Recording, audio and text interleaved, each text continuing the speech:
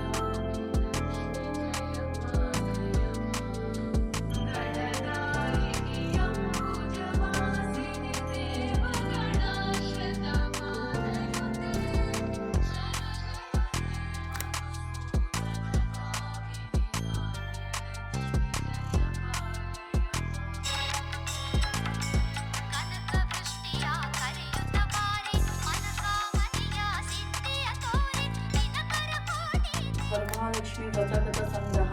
ಪೂರ್ವದಲ್ಲಿ ಸತ್ಯಾಲೋಕವಾಸಿಗಳಾದ ಋಷಿವರ್ಯರೆಲ್ಲರೂ ಕೈಲಾಸ ಪರ್ವತದಲ್ಲಿ ನಾನಾ ವಿಧವಾದ ಮಣಿಗಳಿಂದಲೂ ಪಾಟೀಲ, ಅಶೋಕ, ಸಮಸ್ತ ಗಣ ಸಮೂಹದಿಂದಲೂ ಇರತಕ್ಕಂತಹ ಕೈಲಾಸ ಪರ್ವತದಲ್ಲಿ ರತ್ನಖಚಿತ ಸಿಂಹಾಸನರೂಢನಾಗಿರುವ ಪಾರ್ವತಿ ಲೋಲನಾದ ಉಮಾಪತಿಯನ್ನು ನೋಡಿ ಪಾರ್ವತಿಯು, ಪ್ರಾಣೇಶ್ವರ, ಈ ಭೂಲೋಕದಲ್ಲಿ ಭಕ್ತಿಯಿಂದ ಪೂಜಿಸುವವರಿಗೆ ಸಕಲ ಇಷ್ಟಾರ್ಥಗಳನ್ನು ಕೊಡುವುದಾಗಿಯೂ ಅತ್ಯಂತ ರಹಸ್ಯವಾಗಿಯೂ ಆಗ ಕರುಣಾಳುವಾದ ಪರಮೇಶ್ವರನು, ಎಲ್ಲೋ ಪಾರ್ವತಿಯೇ ಕೇಳು, ವ್ರತಗಳಲ್ಲೆಲ್ಲ ಉತ್ತಮವಾದುದವಾಗಿಯೂ ಸರ್ವಶ್ರೇಷ್ಠವಾಗಿಯೂ ಇರತಕ್ಕಂಥ ವರಮಹಾಲಕ್ಷ್ಮಿ ಎಂಬ ವ್ರತವೊಂದುಂಟು. ಇದನ್ನು ಶ್ರಾವಣ ಮಾಸದ ಶುಕ್ಲ ಪಕ್ಷದ ಪೌರ್ಣಿಮೆಗೆ ಹಿಂದಿನ ಶುಕ್ರವಾರದ ದಿನ ಆಚರಿಸತಕ್ಕದ್ದು. ಅಂತಹ ಈ ವ್ರತ ವಿಧಾನವನ್ನು ನಾನು ನಿನಗೆ ಹೇಳುತ್ತೇನೆ ಕೇಳು. ಎಲೈ ಪರ್ವತರಾಜನ ಪುತ್ರಿಯೇ ಕೇಳು ಎನ್ನಲು, ಆಗ ಪಾರ್ವತಿಯು, ಕಾಂತ, ಈ ವ್ರತವನ್ನು ಮಾಡುವ ವಿಧಾನ ಹೇಗೆ? ಹಿಂದೆ ಯಾರು ಈ ವ್ರತವನ್ನು ಆಚರಿಸಿ ಫಲವನ್ನು ಪಡೆದಿರುತ್ತಾರೆ ಎಂದು ಕೇಳಲು, ಆಗ ಪರಮೇಶನು ಭಕ್ತಿ ಪುರಸ್ಕರವಾಗಿ ಪೂಜಿಸಿದರೆ ಅಂತಹವರು ಸಕಲ ಸಂಪತ್ತನ್ನು ಪಡೆಯುತ್ತಾರೆಂದು ಈ ವಿಚಾರವಾಗಿ ನಡೆದ ಒಂದು ವೃತ್ತಾಂತವನ್ನು ಹೇಳುವೆನು ಕೇಳು ಎಂದು ಇಂತೆಂದನು. ಹಿಂದೆ ಗಣದಲ್ಲಿ ಚಾರುಮತಿ ಎಂಬ ಬ್ರಾಹ್ಮಣ ಸ್ತ್ರೀ ಇದ್ದಳು. ಅವಳು ಪತಿವ್ರತ ಶಿರೋಮಣಿಯಾಗಿ ಸಕಲ ಶಾಸ್ತ್ರ ಸಂಪನ್ನಳಾಗಿ ಸುತ್ತಿರುವಾಗ ಒಂದು ಶುಕ್ರವಾರದ ದಿನ ನಡುರಾತ್ರಿಯಲ್ಲಿ ಒಬ್ಬ ಹೆಂಗಸು ಈಕೆಯ ಸ್ವಪ್ನದಲ್ಲಿ ಬಂದು, ಎಲೈ ಪತಿವ್ರತ ಶಿರೋಮಣಿಯಾದ ಚಾರುಮತಿಯೇ, ಏಳು, ಎದ್ದೇಳು, ನಾನು ವರಮಹಾಲಕ್ಷ್ಮಿ ಇದ್ದೇನೆ ಕೇಳು.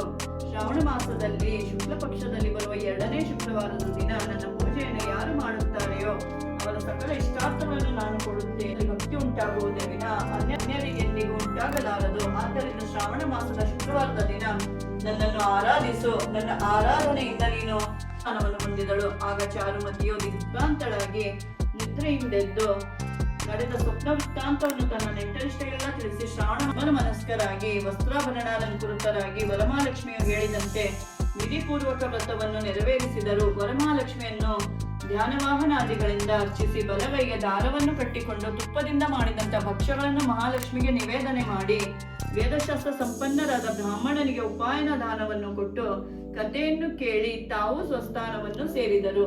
ಈ ವ್ರತ ಪ್ರಭಾವದಿಂದ ಚಾರುಮತಿಯೇ ಮೊದಲಾದವರು ದಿನದಿನಕ್ಕೂ ಸಕಲೈಶ್ವರ್ಯ ಸಂಪನ್ನರಾಗಿ ಅಭಿವೃದ್ಧಿಯನ್ನು ಹೊಂದಿ ದಾನ ಧರ್ಮಗಳನ್ನು ಮಾಡುತ್ತಾ ಕೊನೆಗೆ ಉತ್ತಮವಾದ ಮುಕ್ತಿಯನ್ನು ಹೊಂದಿದ ಸ್ತ್ರೀಯರಾಗಲಿ ಪುರುಷರಾಗಲಿ ಮಾಡಬಹುದು. ಮಧ್ಯಾಹ್ನದಲ್ಲಿ ಮಂಗಳ ಸ್ನಾನಾದಿಗಳನ್ನು ಮಾಡಿಕೊಂಡು ಶುಭ್ರವಾದ ಮಡಿಯನ್ನುಂಟು ತನ್ನ ಮನೆಯಲ್ಲಿ ಮನೋಹರವಾದ ಮಂಟಪವೊಂದನ್ನು ನಿರ್ಮಿಸಿ ಅದರಲ್ಲಿ ಅಷ್ಟದಳ ಪದ್ಮವನ್ನು ಬರೆದು ತಾಮ್ರದಂತೆ ಹೊಳೆಯುವ ಮಾವಿನ ಚಿಗುರುಗಳ ಕಳಶವನ್ನಿಟ್ಟು ವರಮಹಾಲಕ್ಷ್ಮಿಯ ಪ್ರಾಣ ಪ್ರತಿಷ್ಠಾ ಹೇಳಿರುವಂತೆ ಪೂಜೆಯನ್ನು ಮಾಡಿ ಕಥಾಶ್ರವಣ ಮಾಡಬೇಕು ಎಂದು ಪರಮೇಶ್ವರನು ಪಾರ್ವತಿಗೆ ಹೇಳಿದನು ಎಂಬಲ್ಲಿಗೆ ಭವಿಷ್ಯೋತ್ತರ ಪುರಾಣೋಕ್ತವಾದ ವರಮಹಾಲಕ್ಷ್ಮಿ ವ್ರತ ಕಥೆಯು ಸಂಪೂರ್ಣವಾದುದು.